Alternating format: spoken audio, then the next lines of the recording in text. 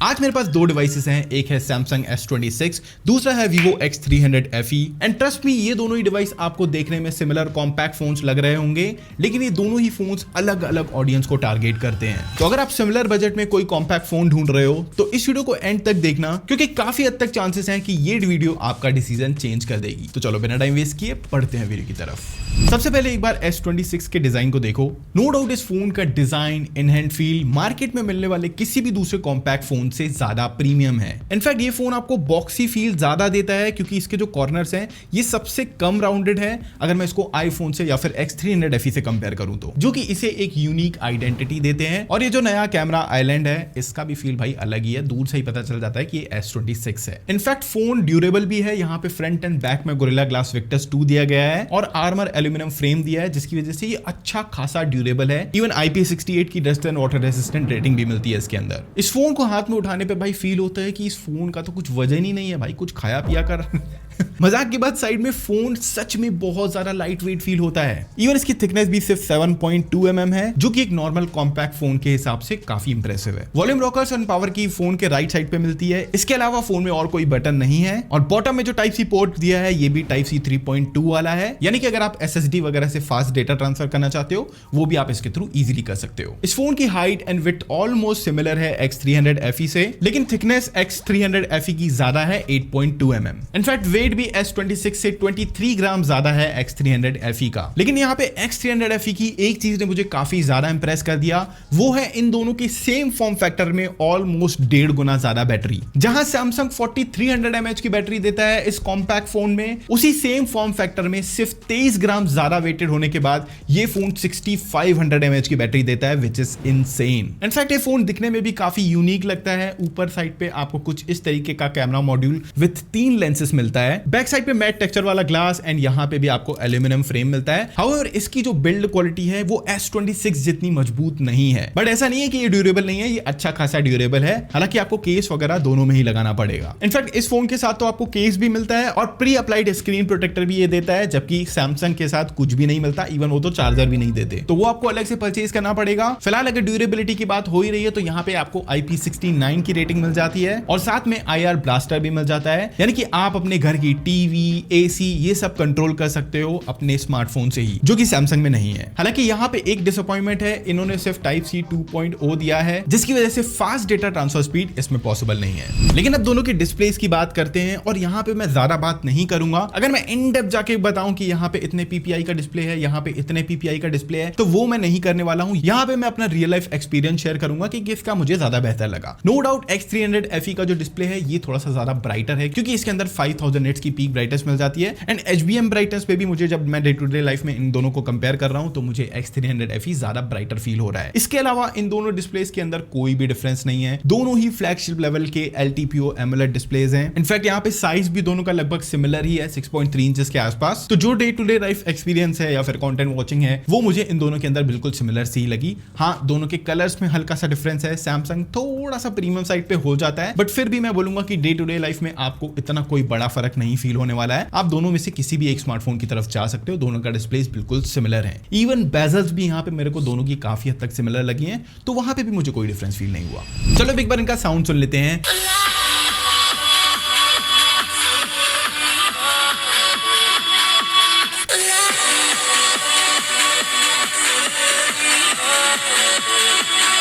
देखो दोनों जो साउंड प्रोड्यूस कर रहे हैं, वॉल्यूम की बात कर रहा हूं, वो बिल्कुल सिमिलर सी है, लेकिन यहाँ पे जो सैमसंग का साउंड है वो ज्यादा कंट्रोल्ड, बेसी एंड प्रीमियम है। दोनों ही फोन्स काफी तगड़े चिपसेट्स लेके आते हैं। सैमसंग आता है Exynos 2600 के साथ, वहीं X300 आता है Snapdragon 8 Gen 5 के साथ। अब वैसे तो S26 के जो Antutu स्कोर्स हैं ये करीब 3.2 मिलियन तक जाते हैं, लेकिन क्योंकि हमने अपना S26 One UI 9 में अपडेट किया है बीटा वर्जन में, दैट्स वाई शायद इतना ज्यादा Antutu स्कोर ये नहीं दे पा रहा है। बट अगर कंपेयर करेंगे तो इसके Antutu स्कोर ज्यादा है। हमने हर अलग अलग तरीके के टेस्ट करके देखे इनके अंदर, जहां पे सैमसंग का Exynos ज्यादा सुपीरियर निकल के आया as compare to Vivo X300 FE। इसके बाद हमने इनका रियल लाइफ टेस्ट किया, जिसमें हमने इन दोनों के अंदर वीडियो रेंडरिंग टेस्ट किया, वहां पे भी सैमसंग विनर निकल के आया। तो यहाँ पे अगर हम इनके बेंचमार्क्स कंपेयर करते हैं तो डेफिनेटली सैमसंग वहां पे आगे निकल के आ जाता है। तो अगर आप हैवी टास्क करने का सोच रहे हो, वीडियो एडिटिंग जैसे टास्क इसके अंदर करना चाहते हो, तो वहां पर सैमसंग बेटर निकल के आएगा। लेकिन अगर आपको बेटर स्टेबिलिटी चाहिए, यानी कि आप जितने भी डे टू डे टास्क हैं वो सब करते हो, बहुत ज्यादा आपका हैवी यूसेज नहीं नहीं है, बहुत हैवी गेमिंग नहीं करनी आपको, तो उस केस में X300 FE बेटर निकल के आता है, क्योंकि हमने देखा है Exynos के जो प्रोसेसर्स हैं ये लॉन्ग टर्म में हमें उतनी अच्छी परफॉर्मेंस नहीं निकाल के देते जितने की स्नैपड्रैगन प्रोसेसर्स करते हैं। बेसिकली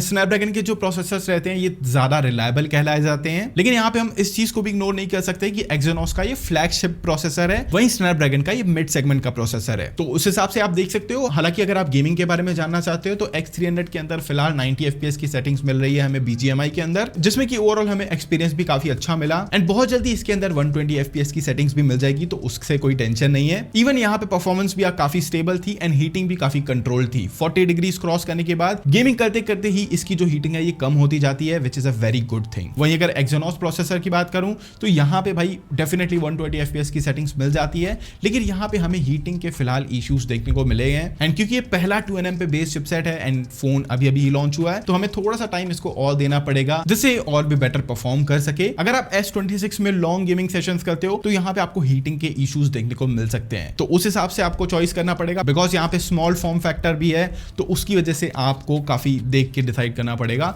एंड मैं तो रिकमेंड करूंगा अगर आपको गेमिंग ज्यादा करनी है तो आप कॉम्पैक्ट फोन की तरफ मत जाओ, इनसे काफी बेटर ऑप्शंस अवेलेबल है मार्केट में, तो आप उनको देख सकते हो। यहाँ पे मैंने कुछ गेमिंग फोन्स टैग किए हैं, आप वहां से जाके चेक कर सकते हो। अब देखो परफॉर्मेंस के साथ सॉफ्टवेयर एक्सपीरियंस भी काफी मैटर करता है, एंड इन दोनों ही फोन्स के अंदर आपको कमाल के सॉफ्टवेयर एक्सपीरियंस मिल जाते हैं। सैमसंग के साथ One UI 8.5 और अब तो 9 भी आ चुका है, जिसका वीडियो हमने ऑलरेडी डाल दिया है, और Vivo के अंदर मिलता है Origin OS 6, जिसका वीडियो भी हमने ऑलरेडी चैनल पे बना के रखा हुआ है, तो आप उन वीडियोस के अंदर जाके देख सकते हो क्या क्या फीचर्स आपको इन दोनों के अंदर एक्स्ट्रा मिल रहे हैं। फिलहाल अगर मैं दोनों को हेड टू हेड कंपेयर करूं तो सैमसंग का जो ओवरऑल एक्सपीरियंस है वो मैं थोड़ा सा ऊपर रखना चाहूंगा, क्योंकि वहां पे जो आपको कस्टमाइजेशंस मिलते हैं, ओवरऑल जिस तरीके से आप एनिमेशंस कंट्रोल कर सकते हो और जिस तरीके से इंप्रूवमेंट्स सैमसंग लेके आ रहा है अपने One UI 9 के अंदर, डेफिनेटली वो काफी अप्रिशिएट करने लायक है। On the other hand Vivo का Origin OS 6 भी बहुत ही नेक्स्ट लेवल है, इनफैक्ट मुझे पर्सनली ज्यादा बेहतर लगता है, लेकिन ओवरऑल अगर आपको बेटर प्रीमियम एक्सपीरियंस चाहिए तो वो आपको One UI प्रोवाइड करता है। जैसे कि Vivo के अंदर आपको कुछ ब्लोटवेयर्स भी मिलते हैं, तो ये कहीं ना कहीं आपका एक्सपीरियंस थोड़ा सा डाउन कर देता है, वहीं सैमसंग ज्यादा क्लीनर फील होता है, इस वजह से मैं सैमसंग को ज्यादा बेहतर बोल रहा हूं। अब इसके बाद बारी आती है इनके अंदर बैटरीज की, एंड यहाँ पे 4300 mAh वर्सेस 6500 mAh की टक्कर है, तो आप खुद बता सकते हो कि इनमें से कौन सा फोन ज्यादा बैटरी बैकअप आपको प्रोवाइड करेगा। हमने ना बहुत सारे फोन्स का बैटरी टेस्ट किया था, जिसमें से ये दोनों फोन्स भी थे, और भाई इनके बैटरी टेस्ट के जो रिजल्ट थे वो काफी सरप्राइजिंग थे। सैमसंग एग्जैक्टली 7 घंटों में बंद हो चुका था, वहीं X300 FE में 39% बैटरी बची थी, तो आप इमेजिन कर सकते हो कि कितनी ज्यादा बैटरी मिलने वाली है अगर आप X300 FE की तरफ जाते हो तो। ऑल्सो मैं आपको बता दूं कि ये दोनों ही बहुत ही ज्यादा हैवी यूज किए थे हमने, उसके बाद इतना हमें स्क्रीन ऑन टाइम मिला। अगर आप नॉर्मल यूज करते हो तब तो भाई बहुत ही ज्यादा बैटरी बैकअप आपको मिलने वाला है। बेसिकली एक दिन तक का आपको S26 देगा तो 1.5 से 2 दिन तक दे सकता है X300 FE, इतना बड़ा डिफरेंस है। इसके अलावा अगर मैं चार्जिंग की भी बात करूं तो वो भी आपको फास्ट चार्जिंग मिल जाती है X300 FE में एज कंपेयर टू सैमसंग, और wireless charging, reverse wireless charging इन दोनों ही के अंदर मिलती है, तो वहां पे कोई सोचने की जरूरत नहीं है। अब यहाँ पे कैमरास के मामले में हो सकता है आप थोड़ा सा कंफ्यूज हो जाओ, क्योंकि यहाँ पे सैमसंग ऑफर करता है 50 + 10 + 12 मेगापिक्सल का कैमरा सेटअप, वहीं Vivo ऑफर करता है 50 + 50 + 8 मेगापिक्सल। इवन इनके फ्रंट कैमरा में भी 12 मेगापिक्सल वर्सेस 50 मेगापिक्सल, तो यहाँ पे काफी बड़ा डिफरेंस है। सबसे पहले अल्ट्रा वाइड एंगल लेंस की बात करें तो यहाँ पे क्लियर विनर निकल के आता है सैमसंग, ये आपको ज्यादा डिटेल्स निकाल के देता है, कंपैरेटिवली बेटर नेचुरल कलर्स निकाल के देता है। वहीं Vivo की जो अल्ट्रा वाइड एंगल इमेज है ये थोड़ी सी ज्यादा शार्पन साइड पे है, और ये unnecessary extra sharpness add on करने की कोशिश करता है, और मोस्टली इमेजेस वार्म साइड पे रहती है। सैमसंग भी ग्रीन्स को काफी ज्यादा बूस्ट कर देता है, बट Vivo की ओवरऑल इमेज ज्यादा सैचुरेटेड फील होती है। अगर बात करूं इनके प्राइमरी लेंस की यानी कि 1x वाले लेंस की, तो यहाँ पे मुझे X300 FE का आउटपुट ज्यादा बेहतर लगा।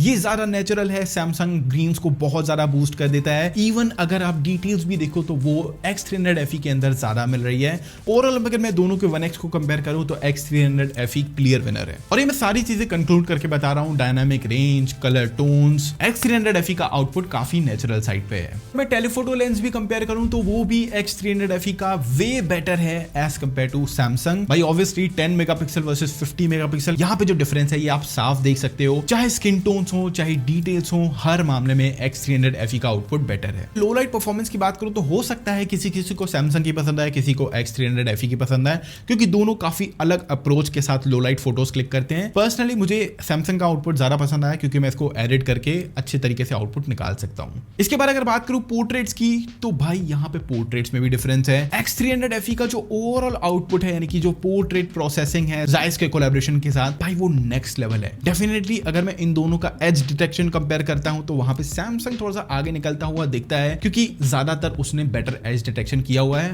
बट X300 FE का जो ओवरऑल पोर्ट्रेट आउटपुट है ये नो डाउट ज्यादा बेहतर है। लेकिन यहाँ पे सबसे बड़ा डिफरेंस आता है इनके वीडियोस के अंदर, जहां Vivo X300 FE रिकॉर्ड कर सकता है 8K 30 FPS तक, 4K 120 FPS तक, वहीं सैमसंग के अंदर 4K 60 FPS तक आप मैक्सिमम रिकॉर्ड कर सकते हो। एंड यहाँ पे सैमसंग क्लियर विनर निकल के आता है। डेफिनेटली जो प्रोसेसिंग है वो भी X300 FE की काफी अच्छी है, लेकिन थोड़ी सी भी कॉम्प्लिकेटेड सिचुएशन होती है तो वहां पे जिटर्स वगैरह हमने देखे हैं जो कि सैमसंग के अंदर नहीं मिलते। तो यहाँ पे अगर आप वीडियोग्राफी करना चाहते हो तो सैमसंग क्लियर विनर है। इनफैक्ट यहाँ पे लॉग में रिकॉर्ड करने का भी ऑप्शन मिल जाता है जो कि Vivo में नहीं मिलता। यहाँ पे आप दोनों का पोर्ट्रेट वीडियो मोड देख सकते हो जो कि डेफिनेटली सैमसंग बेहतर कैप्चर कर रहा है। स्टेबलाइजेशन हो चाहे ओवरऑल ब्लर क्वालिटी हो वो आपको सैमसंग के अंदर बेटर मिल रही है। बात करें उनके फ्रंट कैमरा की तो वो भी मुझे काफी हद तक सिमिलर सा ही लगा है। हाउएवर डेफिनेटली यहाँ पे X300 FE जो डिटेल्स हैं ये ज्यादा निकाल के दे रहा है, लेकिन यहाँ पे आप इन दोनों का आउटपुट साइड बाय साइड देख सकते हो जिसका आउटपुट आपको ज्यादा पसंद आ रहा है। और अगर आप फ्रंट कैमरा ज्यादा यूज करते हो तो उस हिसाब से आप सिलेक्ट कर सकते हो। यहाँ पे मैं बोलूंगा दोनों ही काफी अच्छा आउटपुट निकाल के दे रहे हैं। ऑल्सो X300 FE के कैमरा ऐप के अंदर ही आपको अलग अलग फिल्टर्स मिल जाते हैं। ऑल्सो AI मोड्स भी मिल जाते हैं जैसे कि AI क्रिएटिव मोड। इसके अलावा FE के अंदर सुपर मैक्रो मोड भी मिल जाता है जिसको कि आप 6x तक यूज कर सकते हो। दोनों ही फोन्स के अंदर एक और चीज है जो कि मैं मेंशन करना चाहूंगा। अगर आप मैकबुक यूज करते हो और अगर आप Vivo का फोन लेते हो तो यहाँ पे आपके पास सीमलेस कनेक्टिविटी मिल जाती है, मतलब कि आप अपने मैकबुक से फोन को कंट्रोल कर सकते हो। ये इतना सीमलेस काम करता है। वहीं सैमसंग के पास सैमसंग डेस्क मिल जाता है जो कि आपके फोन को ही एक पीसी के रूप में कन्वर्ट कर देता है जिसको कि आप नेक्स्ट लेवल यूज कर सकते हो। तो दोनों के पास ये एडवांटेज अलग मिल जाता है। तो चलो बात करते हैं कंक्लूजन की और क्लियर करते हैं कि आपको इन दोनों में से कौन सा फोन परचेज करना है।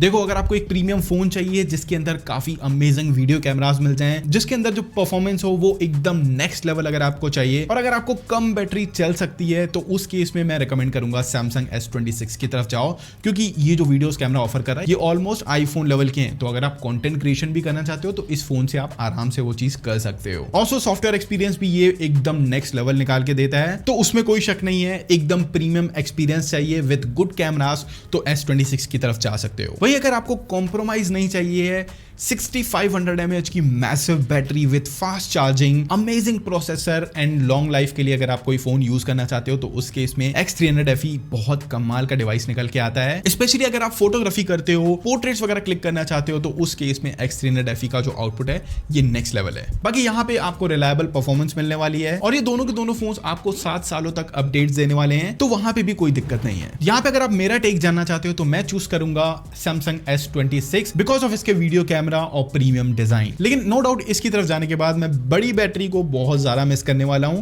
तो भाई वो तो देखना पड़ेगा। बाकी आप मुझे नीचे कमेंट करके बताओ दोनों में से आप कौन सा पिक करोगे अगर आपको ये दोनों ही फोन सेम प्राइस में मिलते हैं तो। अगर ये कंपैरिजन अच्छा लगा तो भाई लाइक करना, अपना वैल्यूएबल कमेंट छोड़ना, चैनल सब्सक्राइब करना और बेल आइकन जरूर से दबा देना ताकि ऐसी अच्छी वीडियोस की नोटिफिकेशन आप तक सबसे पहले पहुंचे। मैं बताऊं नेक्स्ट वीडियो में, तब तक के लिए बाय बाय।